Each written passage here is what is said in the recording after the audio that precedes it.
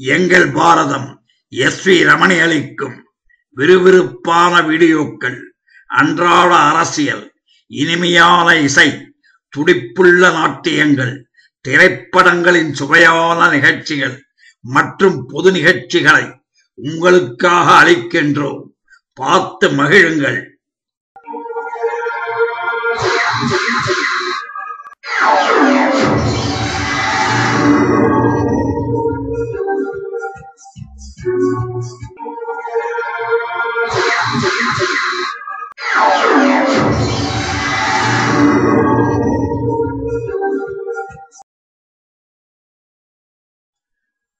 நவக்கிரகங்களை நாம் பூஜித்தால் நமது துன்பங்கள் போகும் என்பது எல்லோருக்கும் தெரியும். ஆனால் நவக்கிரகங்களுக்கே ஒரு சமயம் சோதனை ஏற்பட்டது. நவக்கிரகங்கள் பக்தர்களுக்கு வரம் கொடுப்பதால் கோபமடைந்த அதிதேவதைகளான சிவன், பார்வதி, முருகன், திருமால், பிரமன், வள்ளி, யமன், பத்ரகாளி ஆகிய பெருந்தெய்வங்கள் நவக்கிரகங்களுக்கே குஷ்டநோய் உண்டாகும்படி சாபம் அளித்து விட்டார்கள். தாங்கள் செய்த குற்றத்திற்கு மன்னிப்பு கேட்ட நவக்கிரகங்களுக்கு அதிதேவதைகள் சாப விமோசனத்திற்கு வழியும் காட்டினார்கள். அதன்படி சோழ நாட்டில் திருமலங்குடி என்ற தலத்திற்கு அருகில் உள்ள ஒரு வனத்தில் 9 தீர்த்தங்கள் உள்ளன. கார்த்திகை மாதம் முதல் ஞாயிற்றுக்கிழமை நவக்கிரகங்கள் விரதத்தை தொடங்கி விரதம் அனுஷ்டிக்கும் ஒவ்வொரு ஞாயிற்றுக்கிழமையும் அந்த தீர்த்தங்களில் நீராட வேண்டும். இவ்வாறு 11 ஞாயிற்றுக்கிழமைகள் விரதத்தை அனுஷ்டித்து திங்கட்கிழமை காலை சிவனையும் பார்வதியையும் பூஜித்து வெள்ளருக்கின் இலையில் தயிர் சாதத்தை சாப்பிட வேண்டும். அப்படி செய்தால் அவைகளின் குஷ்டநோய் நீங்கும் என்று அதிதேவதைகள் சொன்னார்கள். அதன்படியே நவக்கிரகங்கள் திருமங்கலக்குடிக்கு வந்து அருகில் இருந்த அர்க்கவனத்தில் தங்கள் விரதத்தை மேற்கொண்டு அதனால் குஷ்டநோய்கள் நீங்க பெற்றார்கள். இந்த இடமே சூரியனார் கோவில் என்று இப்போது அழைக்கப்படுகிறது. ஜன்மச்சனி உள்ளவர்கள் இந்த தலத்திற்கு சென்று வழிபட்டால் அவர்கள் துன்பங்கள் நிச்சயம் நீங்கிவிடும். சிவன் கோவில்களில் நவக்கிரகங்கள் வைத்து வழிபாடு நடத்தப்படுவதை நாம் அறிந்துள்ளோம். இதனால் சைவ சமயத்துடன் தான் நவக்கிரகங்களுக்கு தொடர்பு உள்ளது என்று நாம் எண்ணக்கூடாது. நவக்கிரகங்கள் மட்டுமல்ல, எல்லா கடவுள்களுமே சைவம், வைணவம் என்ற இரு சமயங்களுக்குமே பொதுவானவர்கள். உதாரணமாக, சூரியனுக்கு அதிதேவதை சிவன் என்றால் சந்திரனுக்கு அதிதேவதை திருமால். நவக்கிரகங்களுக்கான அதிதேவதைகள் சிவன், பார்வதி, முருகன், திருமால், பிரம்மன், வள்ளி, யமன், பத்ரகாளி, இந்திரன் ஆகிய 9 பேர்கள்.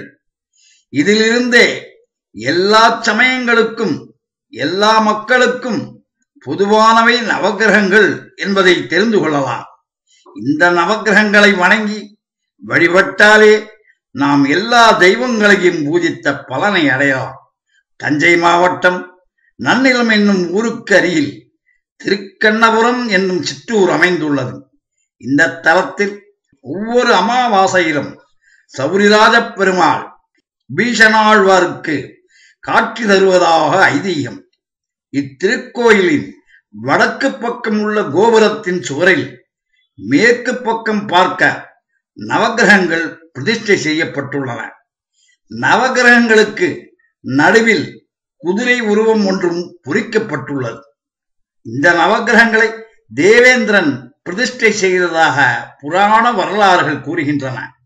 ஸ்ரீ சௌரிராஜ பெருமாளின் அருளினால் தனது பிரம்மஹத்தி தோஷம் நீங்கவே தேவேந்திரன் அங்குள்ள நித்திய புஷ்கரிணிக்கரையில் அஸ்வமேத யாகம் செய்து நவக்கிரகங்களை பிரதிஷ்டை செய்துள்ளாராம்.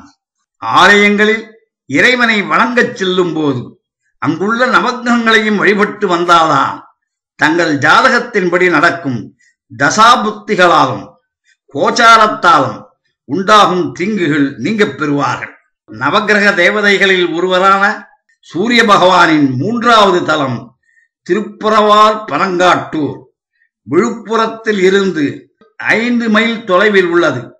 இங்கு சித்திரை மாதம் 1 தேதியில் இருந்து 7ஆம் தேதி வரை சூரிய உதயத்தின் போது சூரிய கிரகணங்கள் அவ்வூரில் உள்ள இறைவன் மீதும் பிறகு அம்பாள் மீதும் விழும் காட்சியை காணலாம்.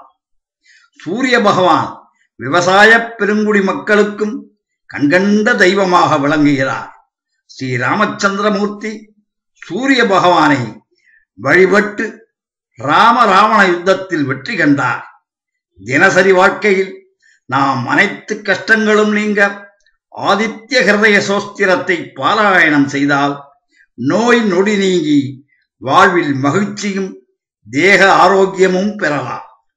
ஆதித்ய ஹிருதய சோஸ்திரத்தை தினசரி பாராயணம் செய்வதன் மூலம் பெரிய ஆபத்துகளில் இருந்தும் துன்பங்களில் இருந்தும் நீங்கப்பட்டு நிச்சயம் மன நிம்மதி பெறலாம்.